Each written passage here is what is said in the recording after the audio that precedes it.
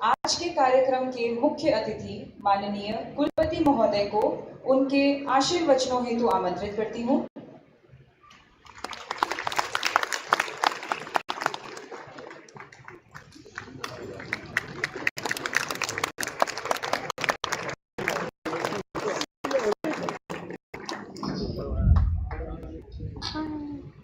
नमस्कार। Govind Vallabh Pant institute of engineering and technology के इस महात्मा गांधी सभागार में उपस्थित संस्थान के निदेशक, अधिष्ठाता, आचार्यगण, समस्त शिक्षक, अधिकारी, कर्मचारी, छात्र छात्राओं व प्रेस व मीडिया से आए साथियों, वीर माधव सिंह भंडारी उत्तराखंड प्रौद्योगिकी विश्वविद्यालय के सिरमौर के रूप में एक स्वायत्त संस्थान Govind Vallabh Pant institute of engineering and technology के सभागार में आज इस गूंज के उद्घाटन के अवसर पर आपके निमंत्रण के लिए मैं हार्दिक रूप से आभारी हूं और एक उम्मीद करता हूं कि इस संस्था का जो गौरव कुछ समय से इस संस्था की जो कार्यशैली, इसके जो शैक्षणिक वातावरण, इसका जो भी ह्रास हुआ है, उसको ये पूरी एकेडमिक कम्युनिटी, पूरी स्टूडेंट कम्युनिटी मिल करके जल्दी से जल्दी रिस्टोर करने का काम करेगी। विश्वविद्यालय के जो भी हमारे संस्थान हैं, उन सब के बीच में जब मैं एडमिशन्स के आंकड़े देखता हूँ तो कॉलेज ऑफ टेक्नोलॉजी पंतनगर के बाद सबसे ज़्यादा यदि एस्पिरेशनल इंस्टीट्यूशन कोई है तो वो GBPIE की बॉडी है। मुझे आज बहुत खुशी है कि मैं आज दूसरी बार इस परिसर में आया हूँ। पहली बार तो मेरी कोई प्लान्ड विजिट नहीं थी और अनइनवाइटेड था, वो मैं अपने आप आया था। आज संस्था ने मुझे बुलाया है और दोनों बार मैं इसके एकेडमिक ऑटोनॉमी के जो बीच में एक डिस्टर्बेंस हुआ, उस डिस्टर्बेंस का रेस्टोरेशन, पहले भी एकेडमिकली ऑटोनॉमस था जब आया था और आज भी एकेडमिकली ऑटोनॉमस है। मैं आप सबको पुनः बताऊंगा जिन भी कारणों से इस संस्था की एकेडमिक ऑटोनॉमी के साथ में जो डिस्टर्बेंसेस हुए, उन कारणों को आप सबको मिलकर के इंट्रोस्पेक्ट करना चाहिए, तो देखना चाहिए कोई भी विश्वविद्यालय, कोई भी शैक्षणिक संस्था, शैक्षणिक जो क्रियाकलाप है उनको कभी जटिल नहीं करना। शिक्षण प्रशिक्षण की जो पूरी प्रक्रिया है वो बहुत सरल होती है। उसमें दो ही कंपोनेंट होते हैं जो ह्यूमन एलिमेंट्स हैं, एक स्टूडेंट होता है, एक टीचर होता है। टीचर के साथ में वो टीचिंग सपोर्ट स्टाफ भी सम्मिलित है। इसके साथ में एक इनेबलिंग इंफ्रास्ट्रक्चर होता है। इस संस्था के पास तीनों चीजें हैं। मुझे नहीं मालूम कि ये संस्था अपनी एकेडमिक परफॉर्मेंसेस के फ्रंट पर इतनी लैगर्ड क्यों है, इतनी पीछे क्यों है। मैं आप सबको आज इस मंच के माध्यम से, जो बच्चे यहाँ पर हैं, जो शिक्षक यहाँ पर हैं और जो नहीं हैं, मैं आपसे उम्मीद करूंगा कि आप मेरे एम्बेसडर के रूप में उनको ये संदेश दें कि आप आने वाले 6 महीने के अंदर इसकी जो एकेडमिक ग्लोरी थी उसको रिस्टोर करने का काम करें। टीचर्स के अपने इश्यूज हो सकते हैं, स्टाफ के अपने इश्यूज हो सकते हैं, स्टूडेंट्स के अपने चैलेंज हो सकते हैं, लेकिन इन सब के बाद भी जो एकेडमिक डिसिप्लिन है, जो कक्षाओं की मर्यादा है, चाहे वो थ्योरी कक्षा की हो या प्रायोगिक कक्षा की हो, वो बनी रहनी चाहिए। आज हम लोग समय समय पर इस बात पर चिंतित होते हैं कि हमारे जो बच्चों की एम्प्लॉयबिलिटी कम हो रही है, हमारे एकेडमिक प्रोसेसेस उनकी जो थी लूज हो रही है, some gradually losing the sheen of the academic processes and that's really worrisome। ना तो हमारे एकेडमिक प्रोसेसेस उस तरह से बदले हैं, पहले यदि ठीक था तो अभी भी ठीक हो सकता है। आप मिल करके प्रण लें, एक प्रतिज्ञा करें और एक कमिटमेंट के साथ में आगे बढ़ें। निश्चित रूप से ये संस्था इस प्रदेश के लिए देश की एक अग्रणी संस्थाओं में से एक होगी। आपके पास NBA एक्रेडिटेशन है, आपके पास एकेडमिक ऑटोनॉमी है, आपके पास एक ब्रिलियंट माइंड्स हैं और ब्रिलियंट फैकल्टी है। इस सब के बावजूद अगर मैं इसके जो कंपोनेंट्स हैं उनका अगर एनालिसिस करता हूं तो मुझे कहीं से डेफिशिएंट नहीं लगती, लेकिन ये परफॉर्मेंसेस नहीं है, तो इसमें आपको सबसे पहले इंट्रोस्पेक्ट करना चाहिए, क्योंकि आपके सर्वाइवल का विषय है। ये टीचर्स के लिए सर्वाइवल का विषय नहीं है, ये बच्चों के लिए सर्वाइवल का विषय है। मैं चाहता हूं कि मेरे बच्चे डिमांडिंग हों, क्लास में डिमांड करें। यदि आपको up to the mark theory में कंटेंट नहीं मिलता है क्लास में आप उसको डिमांड करें। निश्चित मानिए यदि आप डिमांडिंग होंगे तो टीचर पूरी तैयारी के साथ में आएंगे। यदि आप डिमांडिंग होंगे तो लैबोरेटरी में एक्सपेरिमेंट्स की फैसिलिटेशन के लिए पूरा एडमिनिस्ट्रेटिव सेटअप ऑन टोज होगा। लेकिन इसके पीछे आपकी कमिटमेंट होनी चाहिए, अपने लिए, संस्था के लिए नहीं, देश के लिए नहीं, आपके परिवार के लिए और आपके अपने लिए। यदि ये कमिटमेंट होगी तो निश्चित रूप से पूरा एकेडमिक फ्रेमवर्क रिचार्ज हो जाएगा और आपके जो अकम्पलिशमेंट्स होंगे उसकी आपको ग्लोरीफाई नहीं करेंगे, आपकी फैमिली को भी करेंगे, इंस्टीट्यूशन को करेंगे, स्टेट को करेंगे, नेशन को करेंगे और पूरे विश्व में हमें इस पूरी समुदाय यहाँ पर है इसकी एक ऐसी ख्याति होगी कि हम सब उस आपके माध्यम से जाने जाएंगे। आज ये जो अपॉर्चुनिटी है मैंने ये थोड़ा हट करके बात इसलिए की क्योंकि ये एक मेरे लिए बहुत एक ज्वलंत समस्या पिछले का जब से मैं इस विश्वविद्यालय के कुलपति के रूप में आया हूँ, मैंने इस बॉडी की संस्था के बारे में बहुत सुखद समाचार नहीं सुने। इसलिए मैं ओपनिंग रिमार्क में ही ये बात आपसे साझा करके अपना जो मूल संदेश है वो आपको देना चाहता हूँ। इसीलिए थोड़ा इशू से हट करके बात कर रहा हूँ। जो एकेडमिक्स है, इस एकेडमिक्स की हाईएस्ट प्रायोरिटी किसी भी एकेडमिशियन के पास होनी चाहिए।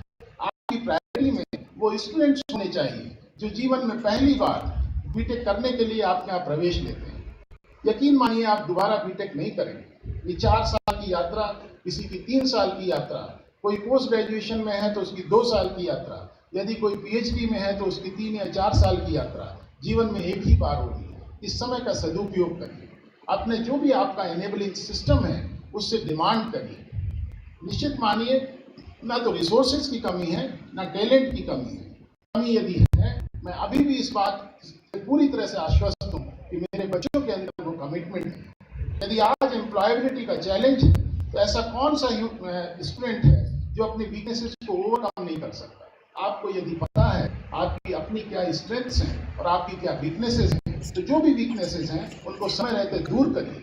आपके सिस्टम के साथ में जो भी फैसिलिटेशन हो सकता है उसका सदुपयोग करिए। ग्रजेज पालने से या ग्रजेज रखने से या क्रिटिसाइज करने से किसी भी व्यवस्था का स्वास्थ्य अच्छा नहीं हो सकता। हम सबको मिलकर के इंट्रोस्पेक्शन करना होगा, करेक्शंस करने होंगे और स्पेशली स्टूडेंट्स को मैं कई बार ये बात कहूँगा कि आपको डिमांडिंग है। मैं इसलिए ये बात बार बार कह रहा हूँ कि मेरे जाने के बाद इस बात पर विमर्श होना चाहिए और चर्चा होनी चाहिए। भले किसी को अच्छी लगे या ना लगे, मेरा उद्देश्य या पूरे शैक्षणिक तंत्र का उद्देश्य सिर्फ एक उत्कृष्ट मानव संसाधन तैयार करना है। हमारा उद्देश्य ये नहीं है कि हम आप अपने नंबर्स पे डिग्री देंगे। मुझे कोई फर्क नहीं पड़ता कि यहाँ इस इंस्टीट्यूशन में, इस ऑडिटोरियम में इसकी 650 के आसपास की कैपेसिटी बताई गई, लगभग 500 के आसपास बच्चे होंगे। मुझे इस पर कोई फर्क नहीं पड़ता कितने बच्चे सुनते हैं नहीं सुनते हैं, लेकिन यदि मैंने एक छोटे से अंश के अंदर भी एक स्पार्क पैदा कर दिया तो वो एक न्यूक्लियर की तरह से ग्रेजुअली इवॉल्व होगा और इस पूरे सिस्टम को रिचार्ज करेगा। बार बार जब भी यहाँ की गवर्नमेंट इंस्टीट्यूशंस की बात आती है, 2 ऑटोनॉमस इंस्टीट्यूशंस होती हैं, एक बॉडी एक द्वारा। इस संस्था के बारे में मैं चाहता हूँ before I leave this university I should get good response and good feedback. That is my expectation from you all and I wish the change will begin. जो यहाँ पर बच्चे बैठे हुए हैं, आपके आज और कल 2 दिन का जो भी 3 दिन का आपका कार्यक्रम है, इस कार्यक्रम में आप अपनी प्रतिभा प्रदर्शित करेंगे। आपके अंदर जो भी कैपेबिलिटीज हैं उसको डिमॉन्स्ट्रेट करेंगे, एक कॉम्पिटिटिव स्पिरिट के साथ डिमॉन्स्ट्रेट करेंगे। इस पूरी प्रोसेस में यदि आप अपनी लर्निंग्स देखेंगे तो जिन लोगों ने आयोजन किया होगा उनके अंदर लीडरशिप आ गई होगी, जिन्होंने पार्टिसिपेट किया होगा उनके अंदर एक कॉन्फिडेंस बिल्ड हुआ होगा, जिन्होंने इसको पूरे प्रोसेस में, हो सकता है वो सिर्फ सपोर्टिंग रोल में रहे हों, तो उनके अंदर टीम में काम करने की भावना आई होगी। इस प्रकार से यदि आप देखेंगे तो जो भी पूरे इकोसिस्टम में जितना भी हमारा कंट्रीब्यूशन जिस भी डोमेन से आता है वो कहीं ना कहीं किसी न किसी स्वरूप में बेनिफिशियरी होता है। इस आकलन हम अभी नहीं करते, जब आप यहाँ से बाहर चले जाएंगे तब आपको इसका रियलाइजेशन होगा कि आप अपने कॉलेज के समय में आपने इस प्रकार से एक कार्यक्रम का आयोजन किया, इस प्रकार से आपने पार्टिसिपेट किया, इस प्रकार से आपने गेस्ट्स को हैंडल किया, इस प्रकार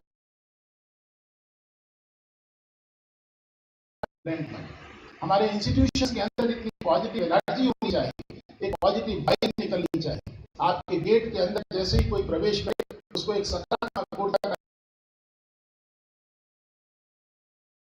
जो मानव है, जो मनुष्य के अंदर रहते हैं, उनके अंदर यदि सोच सकारात्मक होगी तो वो पूरा वातावरण सकारात्मक होगा। आप बहुत खुशनसीब हैं कि आप पहाड़ के उस चोटी पर बैठे हुए हैं जहां पर कोई बाहर का इंटरफेरेंस नहीं है। आप आइसोलेशन में हैं। इस आइसोलेटेड एनवायरनमेंट में आप कोई भी उत्कृष्टता अचीव कर सकते हैं। आप कुछ भी अपना लक्ष्य बनाइए, आपको सब लक्ष्य मिलेंगे, क्योंकि आपके पास कोई बाहर का इन्फ्लुएंस नहीं है। आप ओरिजिनलिटी में काम कर सकते हैं। आप बाहर से फीडबैक आवश्यकता अनुसार लें और अपने अंदर एक नॉवेल्टी, अपनी जो क्रिएटिव थिंकिंग है और जो भी आपके नॉवेल आइडियाज हैं, उनको इंश्योर करें कि आप उनको कैपिटलाइज कर सकें। जो आइडिएशन का प्रोसेस है वो हमेशा शांति में होता है, वो फ्रीडम चाहता है। तो आप बहुत खुशनसीब हैं जो बच्चे यहाँ पर हैं। आपके पास इतने आइडियाज होने चाहिए। पूरे विश्व की जो भी आपके पास फीडबैक्स हैं, इंफॉर्मेशन टेक्नोलॉजी के माध्यम से आपके पास सब कुछ उपलब्ध है। आप उसका सदुपयोग करें और कुछ ऐसा नया करें जिससे कि आपके साथ साथ इस पूरी संस्था और पूरे इकोसिस्टम को एक ब्राइट फील करने का मौका मिले। अभी हम लोगों ने 2-3 दिन कुछ समय पहले यूनिवर्सिटी ने एक हैकाथॉन का अनाउंसमेंट किया। मुझे जानकारी नहीं है कि पौड़ी के बच्चे गए थे या नहीं गए थे, लेकिन आइडियाज निकल कर आए, बहुत ही ग्रेट आइडियाज निकल कर आए। और honorable governor was the chief guest and he distributed the prizes, and I am very happy to share that the number of teams which participated in a very short span of time, there was a footfall of about 1,000 plus students through different teams. That shows the creativity of the student community which we have. You all are very creative minds. Find out your strength, introspect, look at your strong areas, capitalize on them. That's how society has to move. Gone are the days when the engineers and technologists used to have monopolies. Now there are no monopolies. They have 15 lakh plus students rolling out every year.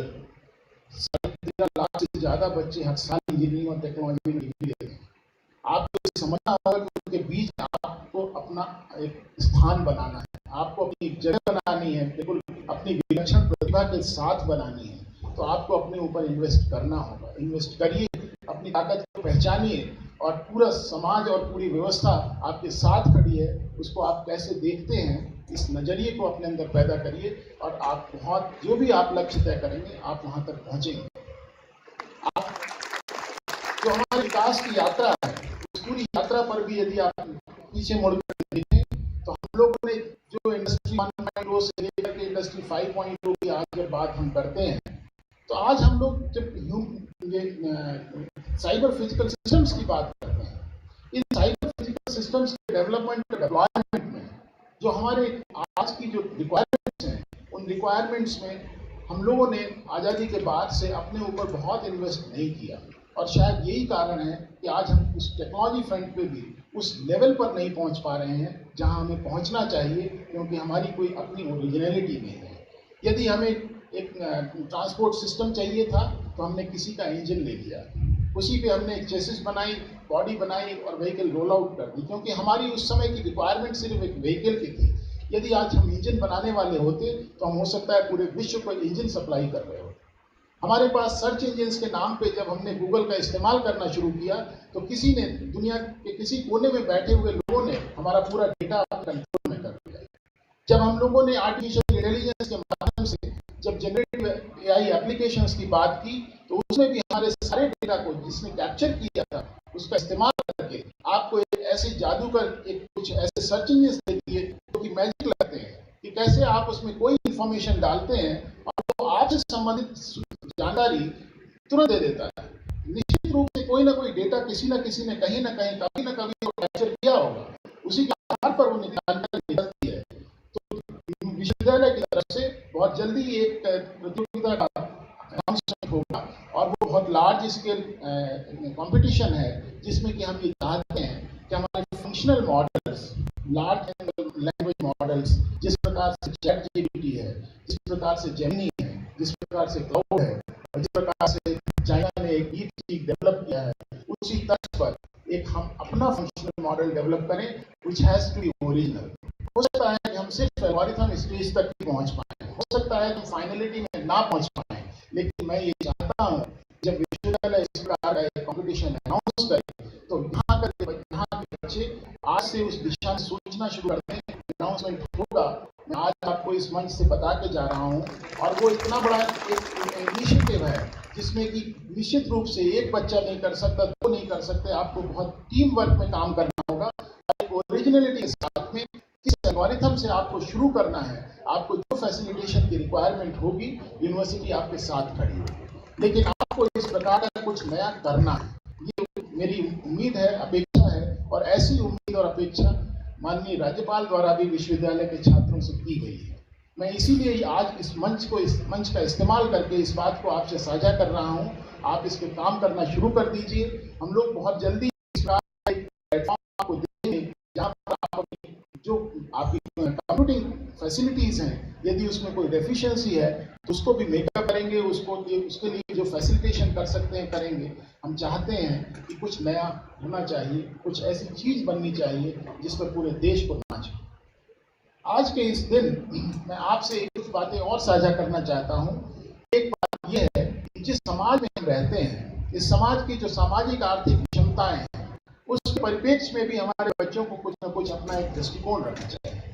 यहाँ पर जहाँ आपकी संस्था है, इसके इर्द गिर्द वातावरण है, जो यहाँ का इकोसिस्टम है, जो एनवायरमेंटल चैलेंजेस हैं, जो इकोलॉजी के चैलेंजेस हैं, जो ह्यूमैनिटी के चैलेंजेस हैं, जो आपके सोशल चैलेंजेस हैं, उन सब के समाधान में भी हमारे बच्चों को लगना चाहिए। हमारे टीचर्स को इस कमिटमेंट के साथ में अपने कुछ ग्रुप्स बनाने चाहिए। इस प्रकार की अपेक्षा विश्वविद्यालय पिछले 3 शैक्षणिक सत्रों से कर रहा है।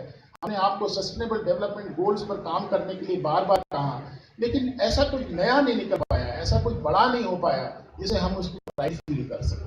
वैसे तो उत्तराखंड राज्य इस मामले में बहुत खुशनसीब है, और ये हम सब के लिए बड़े गर्व की बात है कि देश के अंदर यूनाइटेड नेशंस के सस्टेनेबल डेवलपमेंट गोल्स के जो उसमें कंट्रीब्यूशंस हैं, उसमें उस रैंकिंग में उत्तराखंड नंबर 1 पर है। ये हम सब के लिए बहुत गर्व की बात है। लेकिन इस प्रोसेस में हमें ये पता है कि हमने ऐसा बहुत कुछ नहीं किया जो कि हम कर सकते हैं। आप यहाँ पर बैठ करके साइंस एंड टेक्नोलॉजी और इंजीनियरिंग के स्टूडेंट होते हुए आप अपने कंट्रीब्यूशन से इस पूरी ह्यूमैनिटी को, पूरी ह्यूमन लाइव्स को, उसको कंफर्ट क्रिएट कर सकते हैं। जो चैलेंजेस एनवायरमेंट और इकोलॉजी के हैं, उसे कंट्रीब्यूट कर सकते हैं। जैसे चाहे वो फायर का इशू हो, चाहे वो क्लाइमेट चेंज का इशू हो, चाहे वो मोबिलिटी का इशू हो, चाहे वो कम्युनिकेशन का इशू हो, हर प्रकार के विभाग हैं, सभी विधाओं के लोग उपलब्ध हैं, सभी विधाओं के टीचर्स उपलब्ध हैं। फॉर्चुनेटली आपके जो टीचर्स की संख्या है वो भी 100 से ज्यादा है। इतने इंटेलिजेंट और क्रिएटिव माइंड्स जहां टीचर्स के रूप में हों, और जहां लगभग 1700 से ज्यादा बच्चे क्रिएटिव और टैलेंट माइंड के साथ में हों, वहां पर कोई भी उम्मीद करना, ऐसा कोई बड़ी चीज मैं आपसे एक्सपेक्ट नहीं कर रहा हूं। आप कर सकते हैं, शुरू करिए, शुरुआत कीजिए। आपको जो दिक्कतें होंगी उसका समाधान करेंगे। एडमिनिस्ट्रेटिव फ्रंट पे तो मैं आपसे कोई वादा नहीं कर सकता, लेकिन एकेडमिक फ्रंट पे निश्चित मानिए, आप जो भी डिमांड करेंगे हम आपके साथ खड़े हैं। आपके जो नए निदेशक हैं, लगभग 6 सप्ताह से ऊपर का इनका कार्यकाल यहाँ पर हुआ, और जिस प्रकार के समाचार मुझे मिले हैं उससे ऐसा लगता है कि इस संस्था में सकारात्मक परिवर्तन प्रारंभ हुआ है। और मैं चाहूंगा कि ये जो सकारात्मक परिवर्तन है, ये डायरेक्टर सेंट्रिक नहीं होना चाहिए, ये फैकल्टी सेंट्रिक होना चाहिए और स्टूडेंट सेंट्रिक होना चाहिए। जब ये डायरेक्टर सेंट्रिक होता है तो जैसे ही लीडरशिप में बदलाव होता है, इन चीजों को सस्टेन करना बहुत मुश्किल हो जाता है, क्योंकि किसी भी चीज को धक्का दे करके बहुत दूर तक नहीं चलाया जा सकता। तो ये हम सबको इस बारे में कंसर्न होना चाहिए कि हम अपनी रिस्पॉन्सिबिलिटी के साथ में अपनी जिम्मेदारियों का निर्वहन करें, चाहे वो स्टूडेंट्स हों, चाहे टीचर्स हों। आपके जो एकेडमिक प्रोसेस की इंटीग्रिटी है उनको इंश्योर करना दोनों पार्टी की जिम्मेदारी है। ऐसा नहीं है कि ये जिम्मेदारी सिर्फ टीचर्स की है, ये जिम्मेदारी स्टूडेंट्स की है। यदि स्टूडेंट्स डिसऑनेस्टी का रास्ता चुनेंगे तो टीचर्स कितनी दूर तक आपको रेसिस्ट कर पाएंगे, कितनी दूर तक रोक पाएंगे। तो ये हम आप सबके लिए एक बहुत जरूरी चीज है कि हम लोग जो इंटीग्रिटी का कंपोनेंट है अपनी एक्टिविटीज में, अपनी प्रैक्टिसेस में इनकलकेट करें, और उसको इंश्योर करें कि उसका प्रैक्टिस में उसका एग्जीक्यूशन।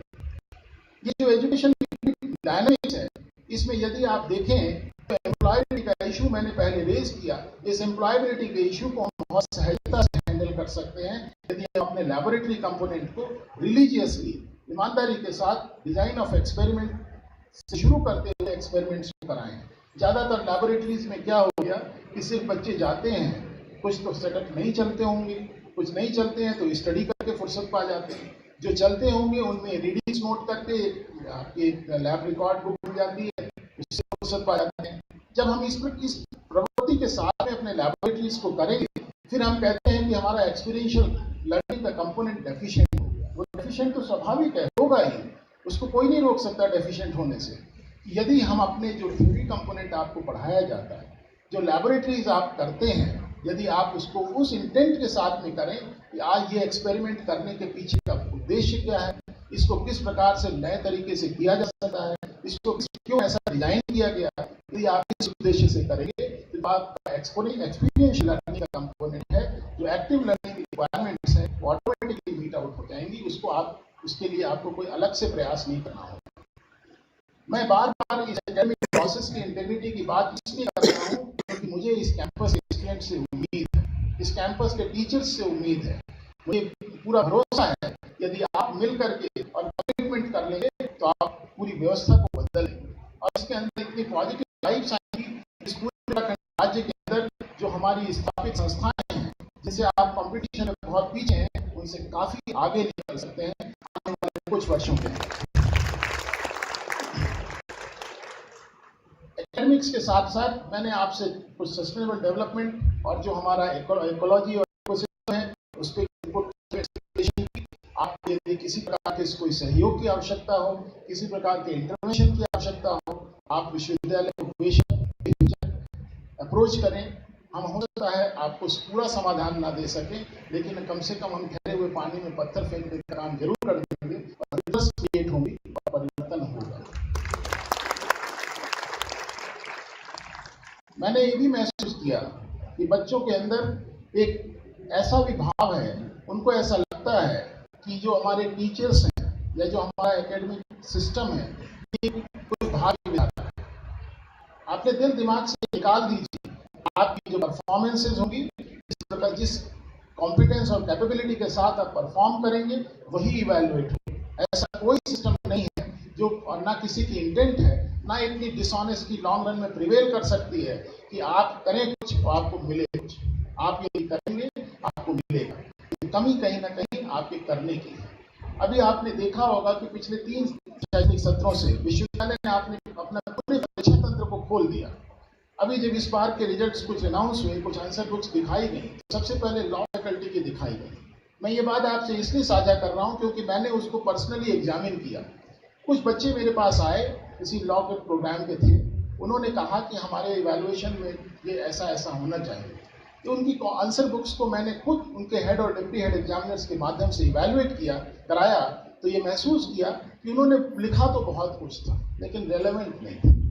उन्होंने, कई लोगों ने कहा साहब पूरा 42 पेजेस भर दिए लेकिन इसमें कुछ कंटेंट ही नहीं है, जो पूछा जा रहा है वो नहीं है। तो इस प्रकार से जो पूरी शैक्षणिक मर्यादाएं हैं उनको आपको उनका सम्मान करना चाहिए। अपने गुरुजनों के प्रति सम्मान रखिए, गुरुजनों से उम्मीद करिए, पूरे तंत्र से उम्मीद करिए और अपने जीवन को सफल बनाएं। मैं इन्हीं शब्दों के साथ आप सबको पुनः एक बार बधाई देता हूं और आपके आगे के लिए शुभकामनाएं देता हूं और उम्मीद करता हूं जो भी लोग यहाँ पर उपस्थित हैं मेरे एम्बेसडर के रूप में अपने हित में बेहतर से बेहतर करने के लिए डिमांड करेंगे सिस्टम से और अपने जो जिम्मेदारियां हैं उसका भी निर्वहन करेंगे, क्योंकि दोनों साइड से चलेगा।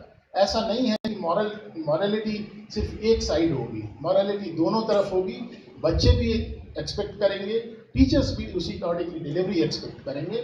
टीचर्स आपके साथ खड़े हैं, संस्था आपके साथ खड़ी है, पूरा विश्वविद्यालय आपके साथ खड़ा है, सपोर्ट सिस्टम आपके साथ है।